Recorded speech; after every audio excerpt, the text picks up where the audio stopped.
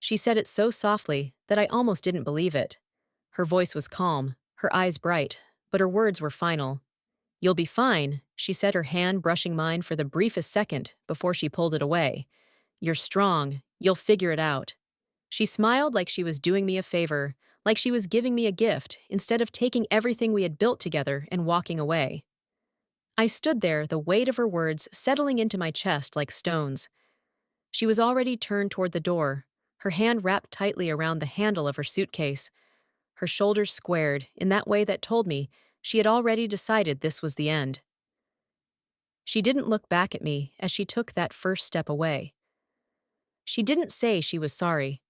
I thought about stopping her, about saying something that would make her pause, make her remember everything we had shared.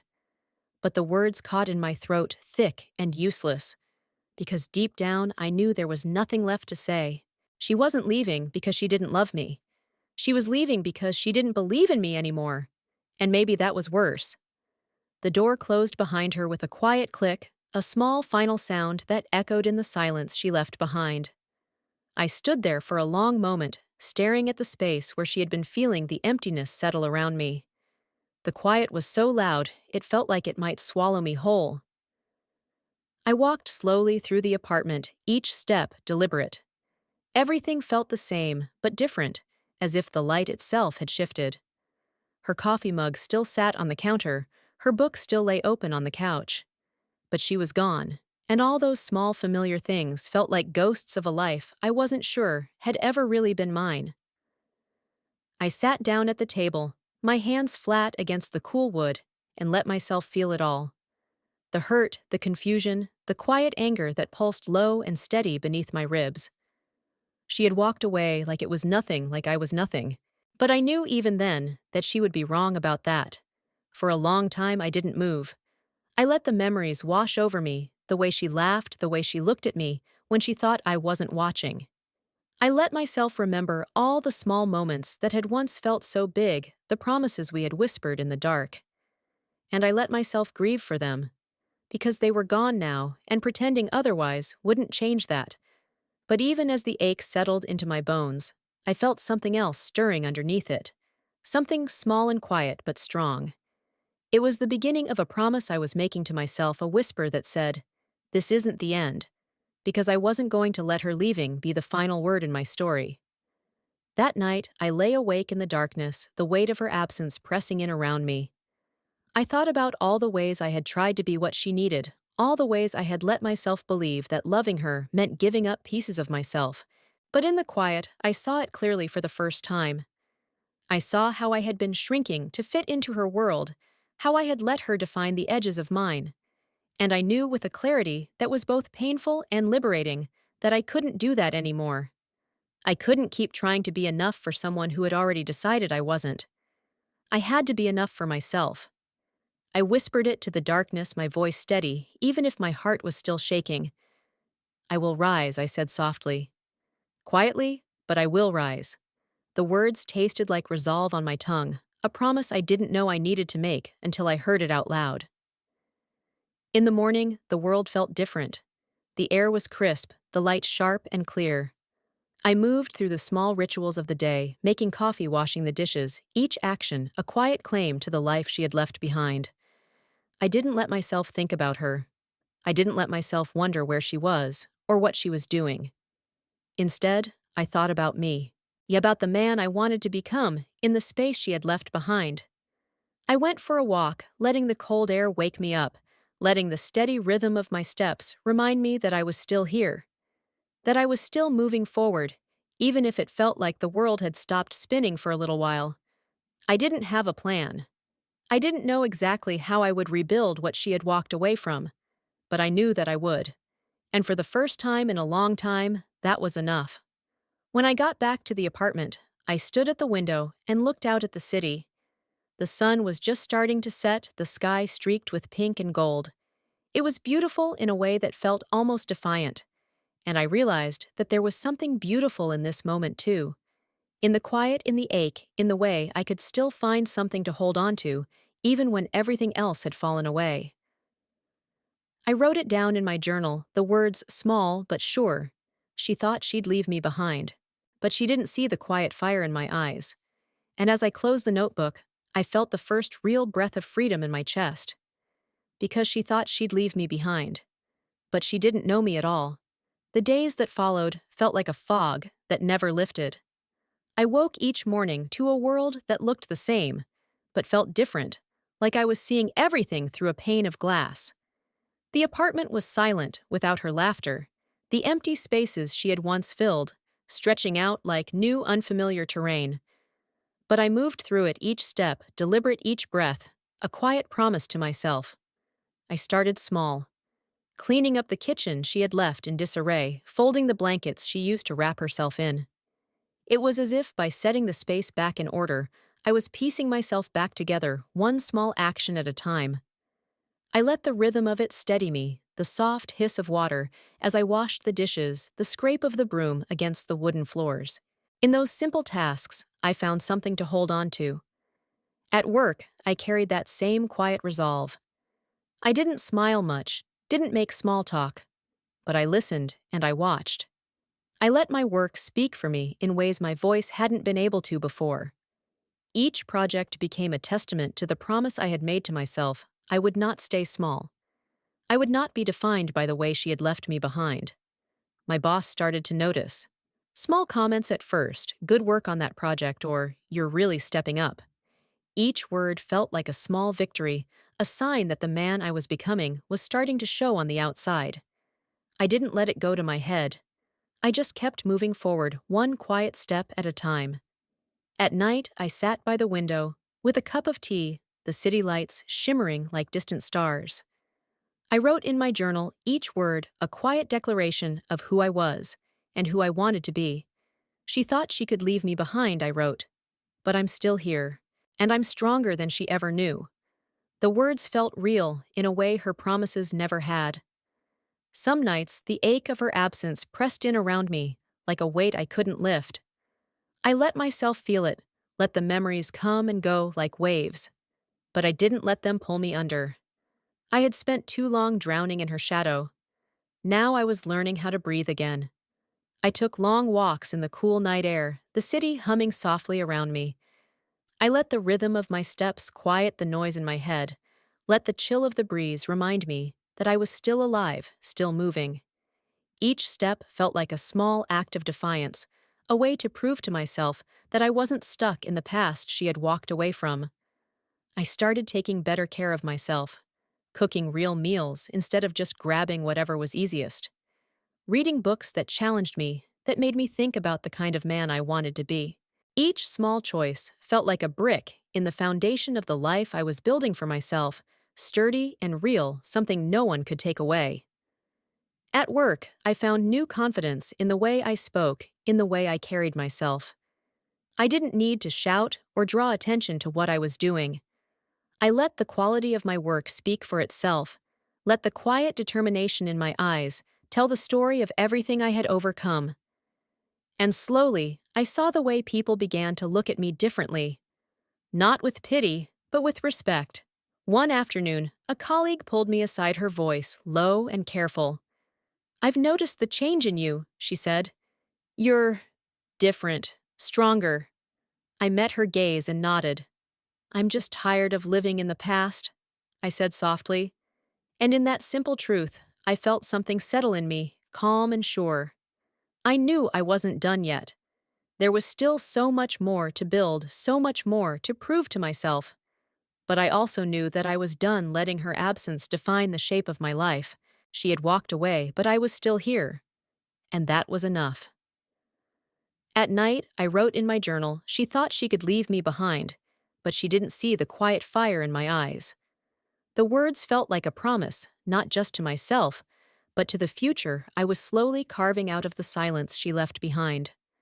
I didn't know if she ever thought about me, if she ever wondered what had become of the man she had chosen to leave behind.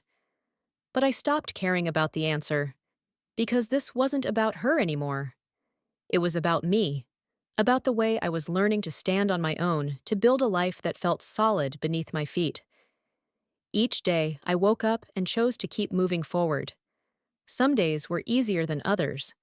Some days, the memory of her felt like a shadow that stretched across the morning light. But even on those days, I kept going, because I had learned that quiet resolve isn't about never feeling the pain. It's about refusing to let that pain decide the rest of your story. She thought she'd leave me behind. She thought I would stay stuck in the empty spaces she had left behind. But she didn't see that, in the quiet, I was finding something stronger than I had ever known. She didn't see that my silence wasn't surrender. It was the beginning of something powerful and unbreakable, because she thought she'd leave me behind. But she didn't know me at all. The first steps are always the hardest.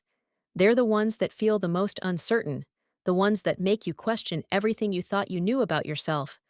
But they're also the steps that matter most, the ones that set everything else in motion. And so I took them, one by one, small and steady, until they didn't feel quite so impossible anymore. I woke up early each morning, long before the sun had a chance to warm the sky. The apartment was quiet in those hours, the kind of quiet that had once made me feel alone. But now it felt like possibility. I brewed a pot of coffee, the rich scent filling the kitchen, and sat by the window to watch the city come alive. It was a small ritual, but it grounded me. It reminded me that each day was a chance to start again. At work, I focused on what was in front of me. I didn't let my thoughts wander to what she might be doing, or if she ever thought about me. Those questions didn't matter anymore. What mattered was the work. I poured myself into each task, each meeting, each conversation. I let the steady rhythm of it quiet the noise in my head. People started to notice. Not all at once and not in big ways, but in small things, a nod from my boss when I offered a solution to a problem, a quiet word of encouragement from a colleague who had seen how hard I was working. Those small acknowledgments were like seeds, each one planting a little more confidence in the person I was becoming. After work, I went for long walks, letting the cool air clear my mind. I didn't need a destination. I just needed to move to feel the strength in my legs and the quiet determination in my chest. Each step felt like a quiet rebellion against the version of me she had left behind. Each step said, "I am more than what you thought." I started to see how much of myself I had given away without even realizing it. How many times I had softened my voice, made myself smaller, just to keep her comfortable. And I knew I wouldn't do that again. I wouldn't trade pieces of myself to fit into someone else's story. My story was mine to write, and I was finally ready to pick up the pen. Some nights, the doubt still crept in. I would lie in bed, staring at the ceiling, and wonder if I was really as strong as I wanted to believe. But in those moments, I reminded myself of the promise I had made. "I will rise," I would whisper into the dark. And in the quiet that followed, I always found a little more strength. I started taking on projects at work that scared me. The ones that I had always let someone else handle because I didn't think I was ready. I let myself be challenged, let myself learn. And in that learning, I found a confidence I had never known. It wasn't loud or showy. It was quiet and steady, like the slow, certain beat of my own heart. At home, I let myself dream again. Not about her, but about me. About the life I wanted to build, the kind of man I wanted to become.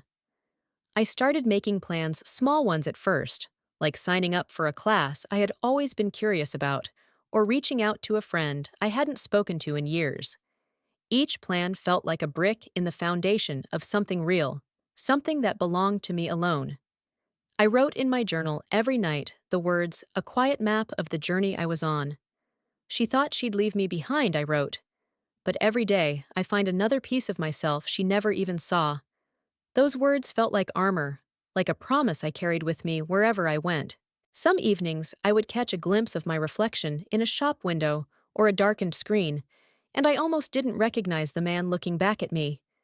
He looked older somehow, but stronger too. There was a calm in his eyes that hadn't been there before, a quiet certainty that no one could take from him. I didn't know what she would think if she saw me now. Maybe she wouldn't notice the difference at all, but that didn't matter. Because this wasn't about her anymore. This was about me, about the man I was becoming in the space she had left behind. Each morning, I woke up a little stronger.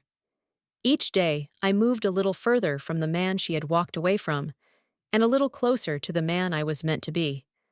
And in that quiet transformation, I found something I hadn't even known. I was searching for peace. She thought she'd leave me behind, but she didn't see the way those first steps, as small and shaky as they were, would become the path to something bigger. She didn't see the quiet fire she had left burning in my chest, because I was done waiting for someone else to tell me who I was. I was done trying to be enough for someone who couldn't see my worth. My worth wasn't hers to decide. It was mine to claim, step by quiet step. And so I took the first steps, and I kept going. The small victories were the ones that mattered most. They didn't announce themselves with fanfare or applause. They slipped into my days quietly, like a gentle hum beneath the noise of the world. But I saw them, and I held on to them like the quiet affirmations. They were each one a step forward in the life I was rebuilding. It started with the way people looked at me. Not with pity, not with that faint flicker of doubt I had grown used to seeing, but with respect. I noticed it in the small things, the way someone would nod when I spoke in a meeting, the way my boss would pause and listen when I offered a suggestion. Those moments were small, almost imperceptible, but they mattered. I began to see that I wasn't just surviving. I was growing. My voice was no longer something I hid behind a polite smile. It was something I let stand on its own, calm and sure. I didn't need to prove anything to anyone. I just needed to be true to myself. And in that truth, I found a quiet power I had never known before. At home, I felt it in the way I moved through my space. The apartment was still the same in so many ways, but it no longer felt like a place haunted by her absence. It felt like mine. Each morning, I opened the curtains to let the light in the sun warming the floor where I sat to drink my coffee. It was a small ritual, but it reminded me that I was still here, still building something real. I started cooking meals that made me feel good. Not because I had to, not because there was anyone else to feed. Just for me. The simple act of preparing food, of tasting the flavors I chose for myself, felt like a quiet declaration: I am worth the effort. I am worth the care. I found joy in the small details: an unexpected compliment from a coworker, the satisfaction of finishing a project I had once been too scared to take on. Each moment was a small, shining thread in the tapestry I was weaving for myself. A tapestry made not of what she thought I should be, but of who I was choosing to become. Some nights I still felt the echo of her in the quiet. I would lie in bed and remember the way she used to laugh, the way her eyes would light up when she talked about her dreams. But those memories no longer felt like chains. They were just reminders of a chapter that had closed. I didn't need to erase them. I just needed to see them for what they were: part of the past, not part of the future. At work, I started to volunteer for things I would have once shied away from. Presentations, new responsibilities, things that scared me just enough to make me grow. My voice was steady, my hands sure, and with each small success, I felt another piece of doubt fall away. I wrote in my journal every night the words soft but certain: today I was stronger than yesterday. Today I stood taller than before. Those words became a map of the quiet victories I was claiming for myself, a record of the way I was learning to rise. One evening, after a particularly long day, I stood in front of the mirror and really looked at myself. I saw the man I was becoming in the set of my shoulders, in the calm in my eyes. I saw someone who had walked through fire and come out the other side, not unscathed, but unbroken. And in that reflection, I found a quiet kind of pride. I didn't know if she would ever see it, if she would ever look back and realize what she had left behind. But that didn't matter, because this journey was no longer about her. It was about me, about the way I was learning to stand on my own 2 feet, no longer waiting for someone else to tell me I was enough. Each small victory was a stone in the foundation of the life I was building, each one a reminder that I didn't have to be loud to be strong, that I didn't have to be seen to know my own worth. I just had to keep moving forward, one quiet step at a time. She thought she'd leave me behind. She thought I would fade into the background, small and silent. But she didn't see the way those small victories, each one so easily overlooked, were adding up to something bigger than she could ever imagine. Because I was done living in the shadows of her choices. I was done letting her absence define the shape of my life. I was here and I was rising. And in the quiet of those days, in the soft glow of those small victories, I began to see something beautiful taking shape. A life that was mine. A future that was waiting to be claimed. She thought she'd leave me behind. But she didn't see the quiet fire that was already burning in my chest. And I was just getting started. The turning point didn't come with a crash of thunder or some sudden revelation.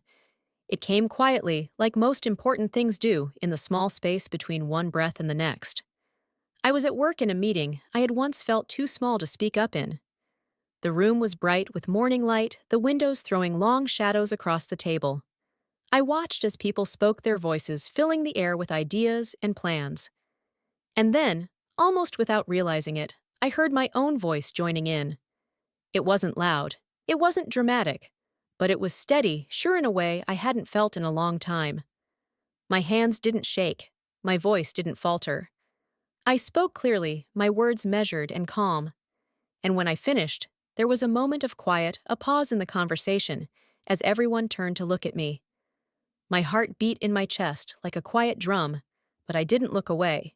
I held their gaze, my shoulders squared, and in that silence, I felt something shift. After the meeting, my boss stopped me in the hallway. She smiled a small, real smile that reached her eyes. "You're doing good work," she said simply. "I'm proud of you." And those words, so small and so quietly spoken, felt like a key turning in a lock I hadn't even known was there. Because in that moment, I realized that I wasn't just surviving. I was growing, and the person I was becoming was someone worth noticing. At home that night, I sat by the window with a cup of tea, the city lights twinkling in the distance. I let the quiet settle around me, let it fill the spaces she had once filled with her laughter and her dreams. And I didn't feel empty. I felt strong. I wrote in my journal the words soft but certain today. I didn't just exist. I took up space, and it felt like freedom. Each day after that felt a little brighter, a little bigger. I started taking on more at work, volunteering for projects, offering to help where I could. I wasn't loud about it. I didn't need to be. My quiet was enough. My steady voice was enough. And people saw it. They saw me. And for the first time in a long time, I saw myself too. I stopped worrying about what she would think if she saw me now. Whether she would feel regret or pride or nothing at all. It didn't matter.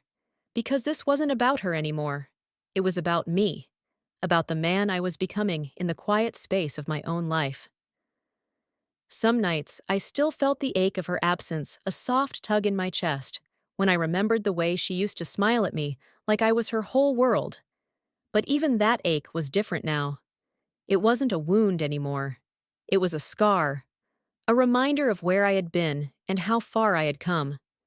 I started reaching out to old friends, people I had lost touch with in the years I had spent trying to be enough for her. We met for coffee, for long walks through the city, for laughter that felt like a balm to old wounds. And in those small, simple moments, I found pieces of myself I had forgotten I still had. At work, I stayed late some nights, the office quiet around me, as I focused on the tasks in front of me. The hum of the city outside was a gentle reminder that life was still moving, still growing, and I was growing with it.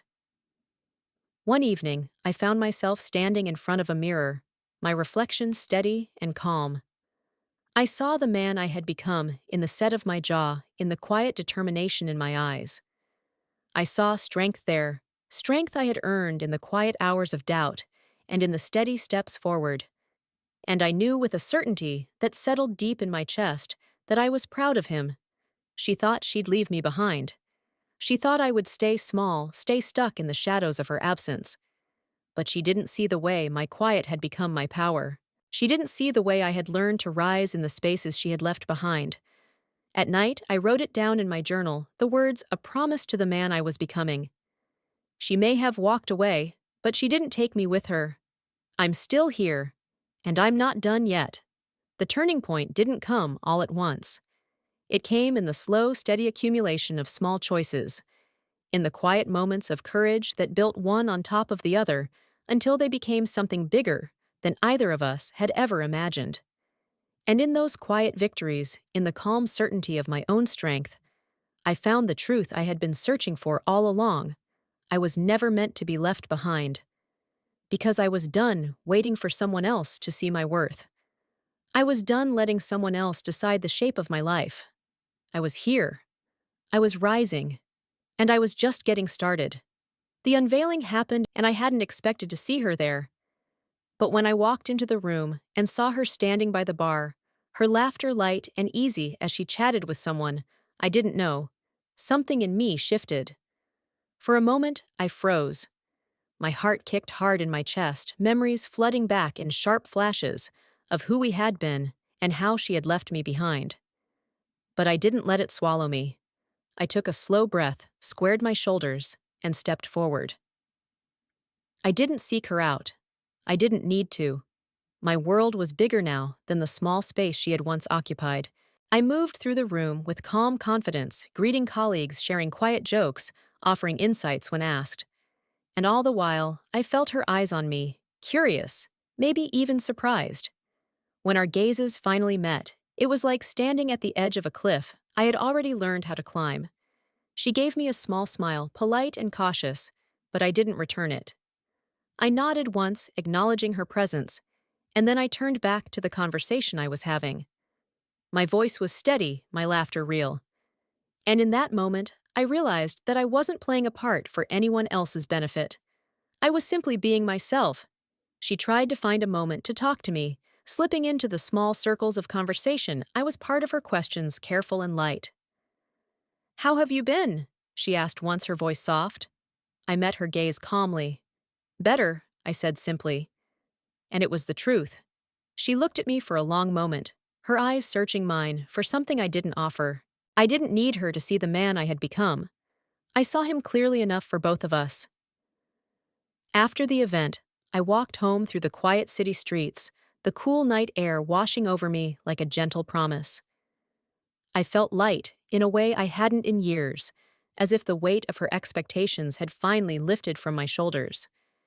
She had seen me now, really seen me, and I hadn't needed to prove anything. That was the real unveiling, the quiet certainty that I didn't owe her my story anymore. At home, I sat by the window, with a cup of tea, the city lights shimmering in the darkness. I wrote in my journal the words, a soft promise to myself, she saw me tonight. But she didn't see everything. Because this life I'm building is mine alone. The days after that felt different, like the air itself had shifted. I walked taller, spoke more clearly. My work was recognized, not because I was trying to prove myself to anyone else, but because I was finally letting my own voice be heard. The respect I had once thought I needed to earn from her had been replaced by something quieter, but infinitely more powerful, my own self-respect. She reached out a few times in the weeks that followed. A message here, a brief phone call there. Her words were polite, curious, but there was a softness to them that hadn't been there before. "I'm proud of you," she said once, her voice careful. I thanked her, but I didn't let those words sink in too deeply, because pride from her was no longer the fuel I ran on. I was proud of myself, and that was enough. At night, I would think about that evening, about the way her eyes had followed me through the room, the way she had hesitated before speaking, and I realized that the power had never been in her hands. It had always been in mine. In the quiet choices I made every day, in the way I chose to keep rising, even when she thought I would stay small. She thought she'd leave me behind. She thought I would fade into the background, just another chapter she could close and forget. But she didn't see the way those quiet steps, those small victories, had become a foundation she could never shake. She didn't see that my worth was never tied to her choices. Each morning, I woke up and felt that truth settle deeper in my bones. My life was mine. My story was mine. And she was just a part of it, a chapter that had ended, not the whole book. Because I was done waiting for someone else to see me. I was done living for someone else's vision of who I should be. The unveiling wasn't for her. It was for me. For the man I had become in the quiet spaces of my own resolve. She saw me rise, but she didn't see everything. She didn't see the nights I spent whispering promises to myself in the dark. She didn't see the mornings I woke up and chose to keep going, even when it would have been easier to give up, because she thought she'd leave me behind. But she didn't know me at all. The confrontation was never planned. It wasn't a moment I had rehearsed or even wanted. But some truths need to be spoken out loud, and that night, I was ready. It happened on a quiet street corner, the air crisp with the promise of autumn, the streetlights casting long shadows across the pavement. She was there waiting for me, her arms folded across her chest, as if she was trying to hold herself together. I almost walked past her, almost kept going, let the night swallow the words I didn't think I needed to say anymore. But when she looked up at me, her eyes searching, I paused. Because I saw it then, the questions she had never dared to ask. And I knew that I was done carrying answers in silence. "Can we talk?" she asked, her voice soft. I nodded, once my face calm, even as my heart beat a quiet drum in my chest. We found a bench nearby, the cold metal biting against my hands as I sat down. For a moment, neither of us spoke. The city moved around us, but we were caught in a quiet all our own. "I've been watching you," she said finally, her fingers tracing invisible patterns in the air. "I've seen the way you've changed, the way you've grown." Her voice was careful, each word chosen, like she was afraid they might shatter between us. I didn't say anything. I just watched her, waiting. "I didn't think you would," she continued, her eyes flickering up to meet mine. "When I left, I thought you'd stay stuck." There was no malice in her voice, no triumph, just a quiet honesty that felt heavier than any accusation. I took a slow breath, letting the night air fill my lungs. "I almost did," I said finally. But I didn't. My voice was calm, steady, and in that steadiness, I felt the last of her hold on me slip away. She looked down at her hands, her shoulders curling inward. "I'm sorry," she whispered. The words hung in the air between us, soft and fragile. But they didn't carry the weight they once might have, because I didn't need her apology to know my own worth. I nodded once, a small acknowledgement of the past we had shared. "I know," I said quietly, "but this isn't about you anymore. It's about me." And as I spoke those words, I felt the quiet power of them settle into my bones. For a long moment, we sat in silence. The streetlights flickered, the city humming softly in the distance. And in that quiet, I realized that the confrontation I had been afraid of wasn't about anger or blame. It was about reclaiming the space she had once occupied in my mind. It was about saying out loud what I had known in my heart for a long time. I didn't need her to see me, to know that I was enough. She looked at me, then really looked at me, and I saw it in her eyes, the understanding that had come too late. She opened her mouth to speak, but I shook my head gently. "You don't have to say anything," I said softly. "I'm done looking for answers in your words." She closed her mouth, her lips pressing into a thin line. For a moment, I saw the woman I had once loved, the softness in her gaze, the quiet strength I had admired. But it was just a memory now, a chapter that had ended. And I was ready to turn the page. I stood up slowly, the night air cool against my skin. She watched me, her eyes wide and a little sad. "You're different," she said finally, her voice almost a whisper. I nodded once, a small smile playing at the edges of my mouth. "I am," I said, "and I'm proud of that." For the first time in a long time, I felt light. Not because I had won some battle with her, but because I had stopped fighting one with myself. I had nothing left to prove, nothing left to explain. I was done looking for closure in her eyes. As I walked away, I felt her gaze on my back. But I didn't look back. I didn't need to, because this wasn't about her anymore. This was about me, about the man I had become in the quiet spaces she had once tried to fill, about the life I was building with my own two hands. At home that night, I sat by the window and let the quiet settle around me like a warm blanket.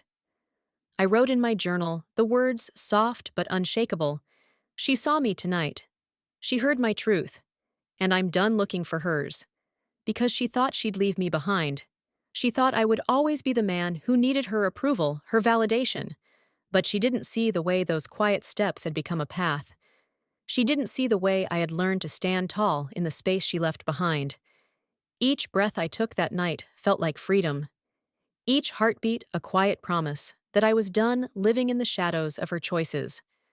Because I had found my own light, and I wasn't going to let anyone dim it again. She thought she'd leave me behind, but she didn't know me at all.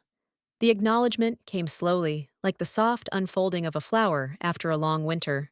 It wasn't a sudden revelation, but a gradual understanding that settled into the spaces between us. She saw me now, really saw me, and there was no more denying it. It happened on a quiet morning, the sun just starting to rise over the city, painting everything in a soft golden light. I was sitting at a small cafe, a place I had discovered in the weeks after she left. The coffee was strong, the pastries warm, and the quiet hum of conversation around me felt like a gentle soundtrack to the new life I was building. She walked in, her eyes widening slightly when she saw me. For a moment, she hesitated at the door, as if she wasn't sure whether to stay or turn around and leave. But then, she walked over her steps, careful, her expression thoughtful. "Can I join you?" she asked, her voice soft but steady. I nodded once, a calm smile on my lips. "Of course," I said, because I had nothing to hide, nothing to prove. She sat down across from me, her hands wrapping around the mug. She ordered, her fingers tracing the smooth ceramic like she was searching for something to hold on to. "You look good," she said after a moment, her eyes meeting mine. "Different, stronger." I thanked her quietly, my voice steady. "I feel different," I said. "I feel whole." And in that simple truth, I saw the flicker of something like regret in her eyes. She looked down at her hands, her shoulders tense, and I realized that she was finally seeing what I had known all along, that my worth had never been hers to decide. We talked for a while, our voices low and careful. She asked about my work, about the projects I had been pouring myself into. I told her about the quiet victories I had claimed, the ways I had learned to stand on my own. And she listened, really listened, her eyes soft and full of something I couldn't quite name. At one point, she reached across the table, her fingers brushing mine. "I'm sorry," she said softly, "for everything." The words were simple, but they carried the weight of the past between us. I nodded, my expression calm. "I know," I said, "and I'm okay." Because I was. For the first time, I was okay. Her apology didn't change what had happened, didn't erase the hurt. But it didn't need to, because I wasn't holding on to that hurt anymore. I had let it go piece by piece until it no longer defined who I was. We sat in silence for a moment, the quiet between us full of things we would never say. And in that silence, I felt a peace I hadn't known in a long time. Because she saw me now. She saw the man I had become, and there was no more pretending that I was still the one she had left behind. When we stood to leave, she hesitated, her eyes searching mine. "I'm proud of you," she said quietly. I smiled, a small, gentle smile that came from somewhere deep inside. "Thank you," I said. And I meant it. Because those words spoken now didn't hold the same power they once might have. They were kind, but they weren't necessary. I was proud of myself, and that was enough. As I walked away from the cafe, the sun warm on my face, I felt light. Not because of her words, but because of everything I had done to become the man I was now. I didn't need her pride. I didn't need her acknowledgement. But it felt good to hear it anyway, to know that even she could see the truth that I had fought so hard to claim. At home, I wrote it in my journal, the words soft and certain, "She sees me now." But I saw myself first, because that was the real victory. Not in her apology, not in her quiet confession of regret. The real victory was in the quiet certainty I carried in my own heart, the knowledge that I was enough all on my own. Each day after that felt easier. I woke up with a calm purpose, moved through my life, with a quiet confidence that no longer wavered. The man I had become wasn't defined by her absence, or shaped by her leaving. He was defined by the choices I had made in the quiet, by the way I had learned to stand tall in the spaces she had once filled. Some nights I still thought of her. Not with anger, not with longing, but with a quiet gratitude. Because in leaving, she had given me the space I needed to become who I was meant to be. And that was something I would never take for granted. She thought she'd leave me behind. She thought I would stay small, stay silent, stay waiting for her to come back. But she didn't see the way my quiet had become my strength. She didn't see the way each step forward, each small victory, had become a foundation she could never shake. Because I was done living in her shadow. I was done letting her choices define the shape of my life. I was here. I was whole. And I was rising. She saw me now. And I was finally ready to see myself too. The final word didn't need to be spoken. It was written in the quiet certainty of my steps, in the calm strength of my voice, in the life I was building one day at a time. But on that last morning, I gave it shape anyway, not for her, but for me. I woke early, the soft light of dawn painting the walls of my apartment in shades of gold. The air was crisp, the city just beginning to stir outside my window. I sat with a cup of coffee, the warmth of it a gentle comfort in my hands, and thought about everything that had brought me here. I thought about the way she had walked away, her shoulders straight and her voice calm, as if leaving me behind was as simple as closing a door. I thought about the nights I had spent alone, the quiet ache of missing someone who had already decided I wasn't enough. And I thought about the man I had become, in the quiet spaces of those empty nights, the man who had learned to stand on his own, to speak his own truth, to claim his own worth. I didn't need her to see that. But she did. And on that morning, I knew that was enough. She called me, her voice soft and careful, on the other end of the line. "I just wanted to say goodbye," she said. "For real this time?" I nodded, though she couldn't see it. "Okay," I said simply. Because there was no anger left, no blame. Just the quiet acceptance of two people who had once been everything to each other and were now something else entirely. "I'm glad you're doing well," she said. And I smiled, a small, real smile that she would never see. "I am," I said. "Thank you." There was a pause, a soft silence that held the weight of everything we would never say. And then she hung up the line, going quiet in my hand. I set the phone down and let the silence wash over me. It wasn't heavy anymore. It wasn't empty. It was just quiet. And in that quiet, I found the final piece of my own peace. I got dressed and stepped outside, the cool air, sharp and invigorating against my skin. I walked through the city streets, each step a quiet affirmation of the life I had chosen to build.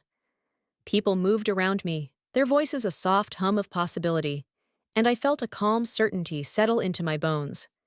I didn't need to prove anything to anyone. I didn't need to shout or explain or justify. I just needed to keep moving forward, one quiet step at a time. At work, I walked into the office with my head held high, my shoulders squared. My colleagues greeted me with quiet respect, their smiles genuine. I moved through the day with the same steady focus I had carried through every challenge, every setback. My work was mine. My voice was mine. And I was proud of both. At lunch, I sat with a few friends, the laughter easy and the conversation warm. I didn't think about her, not because I was trying to forget, but because I didn't need to remember. She was part of my past, a chapter I had closed with quiet dignity, and I was done letting that chapter decide the shape of my future. That night, I stood at the window of my apartment, the city lights twinkling like distant stars.